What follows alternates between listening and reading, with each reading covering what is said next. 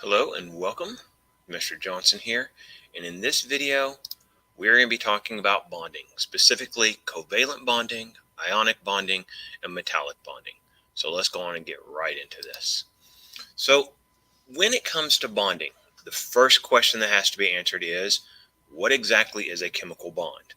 Well, chemical bond is really nothing more than just a mutual attraction between an atom's valence shell electrons in order to be able to create new molecules. But that raises another question. Why bond at all? Well, the reason why we see atoms bonding with each other is because bonding of atoms promotes what we refer to as atomic or molecular stability.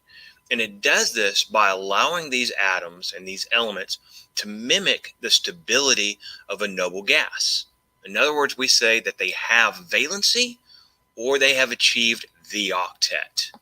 So it's all about lowering the potential energy of these elements by becoming stable. And the most stable elements we have are noble gases. So that's what they aim towards. So take a look at this example. Okay? Put this into a better perspective. If we look at sodium, it has a configuration 1s2, 2s2, 2p6, 3s1. And if you notice, sodium, if it could end up losing that one electron out there in that 3s1 energy sublevel, then it would do what we refer to as fall back to the configuration of the noble gas neon. In other words, it would have a configuration of 1s2, 2s2, 2p6. And when we look at that highest energy level of energy level 2, notice that there's 2 electrons in the s, 6 electrons in the p, and that gives us 8 electrons total. That is valency, or the octet. And that's what sodium's trying to do. If it has some way to lose that 1 electron in the 3s, then it would become more stable than it currently is. Likewise, if we take a look at something like chlorine, chlorine has a configuration of 1s2, 2s2, 2p6, 3s2, 3p5. And again, notice in that highest energy level 3, there's 2 electrons in the s, 5 within the p, for a total of 7 valence electrons, which means chlorine, if it could gain 1 more electron, it would end up having the same configuration as the noble gas argon. In other words, 1s2, 2s2, 2p6, 3s2, 3p6. And again, if we look at that highest energy level, notice that there's 2 electrons in the s, 6 electrons in the p, for a total of 8 electrons in that highest energy level. And again, that's what we'd refer to as valency, or the octet. So if I have sodium and chlorine and I put them together, the question becomes, what are these going to do? Because, again, sodium wants to lose an electron, chlorine wants to gain. So what do? They bond. But then that raises another question. What type of bond are they going to end up forming? So for that, we need to look at the 3 different types of bonds. So the first type of bond that we have is what's referred to as a covalent bond. And this is a bond that's formed through the sharing of 1 or more valence electrons. That's the only way for the atoms within that compound to all achieve valency or to all achieve the octet. They have to end up sharing. The second type of bond is that of an ionic bond. And this is a bond that's formed from the electrical charge attraction between 2 oppositely charged atoms due to the transfer of 1 or more valence electrons. So in other words, you've got something that wants to lose electrons, something that wants to gain, kind of like the sodium and the chlorine. So in transferring electrons, you get charges, and then those opposite charges attract. That forms an ionic bond. The third type of bonding, this is what's referred to as a metallic bond. And metallic bonds are formed through the movement of what we refer to as delocalized electrons within metal atoms. If you think about a sheet of copper or steel or iron or aluminum, what keeps those atoms together? That's metallic bonding. So when we look at these 3 different types, covalent, ionic, and metallic, covalent and ionic are between two different types of atoms. Okay. Now, understand, with covalent, you can have two of the same type of atoms. For example, oxygen molecule, it's two oxygens covalently bonded to each other. Hydrogen, covalently bonded together to form H2. And there are examples of covalent bonding where it's two or more of the same type of atoms. Ionic bonding, it's two or more different types of atoms. And then metallic bonding, it's atoms of the same type of metal. Okay, just to kind of clarify. So let's break this down and look at each type of bond individually. We're going to start out with this idea of covalent bonding. So again, a covalent bond forms through the sharing of one or more valence electrons. So let's take a look at this. We're going to use the example of CH4 or methane. And if I look at the electron configurations for these two different types of elements, carbon and then hydrogen, notice that carbon is 1s2, 2s2, 2p2, which means currently in its highest energy level of energy level 2, it only has 4 valence electrons. So it needs to somehow gain 4 more electrons to achieve valency. Well, I have 4 hydrogens, and each hydrogen has 1 valent electron. So the idea here is that if hydrogen could either give or share these electrons, I drew my arrows to the wrong spots, sorry for that. Let me go back and fix that real quickly. If they can share, they're going to share into the 2p orbital, because that 2s is already filled up. So if they can share or simply transfer electrons into that 2p, then carbon would end up having its 4 additional electrons and have valency. But each hydrogen doesn't want to give up its 1 electron, because hydrogen wants to have 2 valence electrons so they can have the noble gas configuration of helium. So the better idea is for hydrogen to share its 1 electron. Each hydrogen share its 1 electron with carbon, but then carbon also share its 4 electrons between these 4 hydrogens. And when that happens, this is what you get. Notice that in this diagram, the red dots are your electrons from hydrogen. So I've got 4 red dots. That's the 1 electron from each of the 4 hydrogens. And then carbon, 4 blue dots. That is the 2 electrons from the 2s, the 2 electrons from the 2p. And by sharing those electrons, I produce a covalent bond. When I look, each hydrogen has its 2 electrons to give it the configuration of neon, and carbon has its 2, 4, 6, 8 to have its valency in a configuration that mimics that of neon. So this is covalent. It's a sharing of electrons so that every element within that compound ends up having valency. Okay? But here's the other issue with covalent bonds. We can actually get 2 types of molecules that result from covalent bonding. The first of these is what's referred to as a non-polar molecule. And in this type of molecule, I have an equal sharing or an equal distribution of electrons.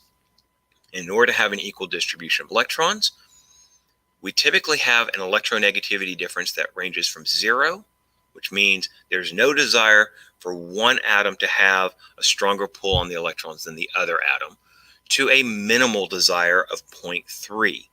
So if you're not sure about electronegativities, I highly recommend you go back and watch the video that I made previously on periodic trends, and I discussed electronegativity in that, what electronegativity is, and how we measure it, and what the trend is as you go across the periodic table and down through a column. So there's a little plug for a previous video of mine if you need to know about electronegativity. But anyway, back to nonpolar. Okay? It's an equal distribution, which means one atom does not have a stronger pull on the electrons within that bond than the other atom. So it's nonpolar. The second type is what's called a polar molecule. And this is where you have an unequal distribution of electrons within a molecule. And because one atom has a stronger pull or a higher electronegativity than the other atom, that higher electronegativity atom is able to pull electrons towards itself. And what that does is it creates one end of that molecule, or one pole, that is positive because the electrons are pulled away from it. And we denote that with a lowercase delta and then a plus sign, so delta plus. And the other end of that molecule, or the other pole, is going to be where the electrons are pulled towards, and that's where you have a higher concentration of electrons, and therefore you have a negative pole, which we indicate with a delta negative. And again, how do we get a polar molecule? Well, a difference in electronegativity. And if that difference ranges from 0.3 to 1.7, you're going to have a polar molecule. Now, key thing in this, if I've got an electronegativity difference of 0.3, that is not a very polar molecule. One atom has a stronger pull for the electrons than the other, but not too much of a stronger pull. Whereas if I move over to 1.7, this means the larger the electronegativity difference, the more polar that molecule. So with an electronegativity difference of 1.7, what I find is that one atom has a much stronger pull for the electrons than the other atom. So this is kind of a spectrum of polarity, from low polarity to high polarity. So let's look at this within molecules. So we're going to look at the example of carbon dioxide, or CO2. And when I look at this diagram, and it's showing orbitals based on the Bohr model, okay, what we notice is that there's a nice equal distribution of electrons throughout this entire molecule. So this molecule on whole will be a non-polar molecule. Now, let me explain something else to you real quick. If I compare the electronegativities of carbon to oxygen, we will find that the electronegativity difference is enough to make this a polar bond. But I'm also going to have a polar bond over on the oxygen side. And what we can do for this is we can draw these arrows in, where the plus side arrow indicates my positive pole. So I'd have the positive pole here, my negative poles towards the oxygen. And the idea on this, whenever we look at it, is that those two poles are equal but opposite. So even though I have polar bonds, I end up having a non-polar molecule because I've got equal but opposite poles, and those two poles in essence cancel each other out to give me no polarity. Okay, so please understand that there is a difference between a polar bond and a polar molecule. So this has polar bonds, but it produces a non-polar covalent bond overall throughout that molecule. Okay. As far as polar, again, let's take a look at water. Probably one of the most important polar molecules in all of life. Because in this, oxygen and hydrogen, when you compare their electronegativity difference, this is going to give you a polar bond. And you can notice that all the electrons are pretty much gathered over here by the oxygen. So as a result, what we would do is again put our delta positives by the positive pole and our delta negative by the negative pole. Okay. Another way that you'll see this sometimes in the bonds is they will again draw in these arrows where the plus side of it is your positive pole, and then the head of the arrow, that is your negative pole. Okay. So that is a polar bond. So the next type of bond that we can have, this is your ionic. Again, an ionic bond, this forms from the electrical charge attraction between two oppositely charged atoms. And how do we get two oppositely charged atoms? We transfer one or more valence electrons. So when we transfer, there's two more terms that you need to know. The first of these is what's referred to as a cation. And a cation is simply a positive ion that's produced when a metallic element loses one or more electrons. So if I'm looking back at that example of sodium, that being a metallic atom or metallic element, it wants to lose that electron. So when it loses that electron, I end up with more protons in the nucleus than I have electrons surrounding that nucleus. So I end up with a positive charge, and we refer to that as a cation. Whenever I gain an electron, that's when you have what's called an anion. This is a negative ion that's produced when a non-metallic element gains one or more electrons. So if I go back to chlorine, chlorine is a non-metallic element, and it's going to want to gain that electron. And when it does, now I'm going to have more electrons surrounding the nucleus than what I have protons in the nucleus. So as a result, I get a negative charge. So it is that ionic bond that ends up resulting due to the attraction between that positive charge, that positively charged cation, and the negatively charged anion. And the easiest way to remember that the cation is the positive ion is think about the T within that term cation and think about it as being a plus sign. It's the easiest way to remember that a cation is your positive ion. So let's take a look at how this looks when we're talking about a molecule. So here's this example again of sodium chloride. So notice this red dot, that red electron, that's that 3s1 electron that sodium was wanting to get rid of. When I look at chlorine, there's that void. If I look at its configuration, 1s2, 2s2, 2p, I've got 6 total, 3s2, 3p2, 4, 5, it needs one more. So as a result, sodium being metallic is going to lose that electron over to chlorine, or it's going to transfer. Chlorine gains that electron, and now what happens is notice sodium, 1s2, 2s2, 2p, 2, 4, 6. This has the configuration again of neon, noble gas. But again, I'm going to have more protons than I have electrons, so I get this positive charge. Chlorine, when it gains that electron, 1s2, 2s2, 2p, 2, 4, 6, 3s2, 3p2, 4, 6. Now, it has configuration of argon, but because I've got more electrons than what I have protons, I get a negative charge. And it's that attraction between the positive and negative charge that produces that ionic bond, that attractive force between two oppositely charged ions. So that is an ionic bond. Some key points about this, though. These molecules, when you have ionic bonds, they typically are going to have an electronegativity difference that is greater than 1.7. They've got a very large electronegativity difference. Also, this type of bond is usually weaker than covalent bonds. And the reason being is that when we think about an ionic bond, it's simply based on an attractive force. But if we're dealing with a covalent bond, if you're going to share electrons, then you have to have overlap of those electron clouds. And when you have an overlap of electron clouds, that produces a much stronger bonding force than what you have when it's simply an attractive force. Okay?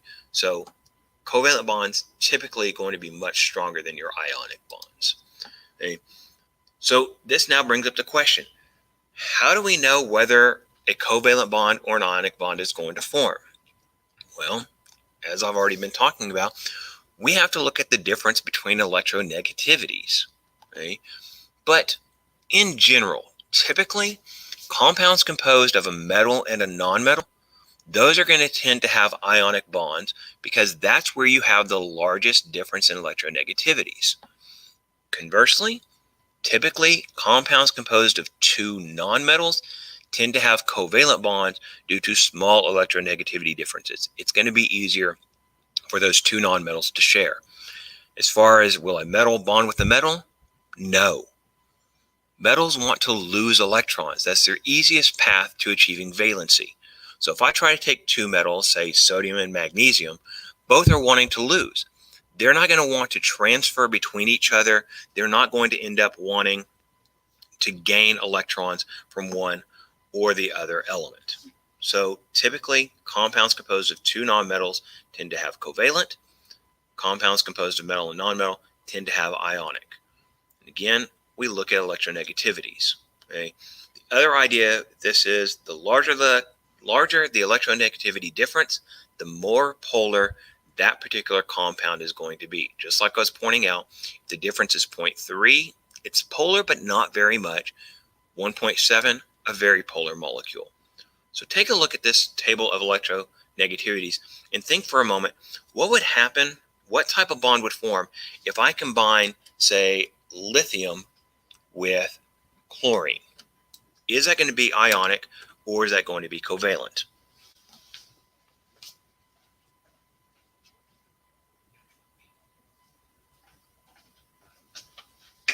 Well, if we look at the electronegativity difference, 1 minus 3 or even 3 minus 1, because you would take the absolute value if it comes out negative, I would have an electronegativity difference of 2.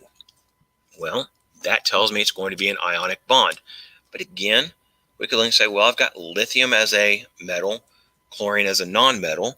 Stands to reason there's going to be a large electronegativity difference, so therefore ionic. Compare if I take carbon to oxygen, 2.5 to 3.5. Well, that's just an electronegativity difference of 1. That means I'm going to have a polar bond.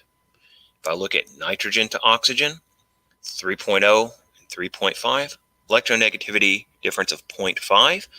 It's also polar, but that bond between nitrogen and oxygen is going to be more polar than the bond between carbon and oxygen because, I said that backwards. It's going to be less polar because it's got a smaller difference than the bond electronegativity difference between carbon and oxygen.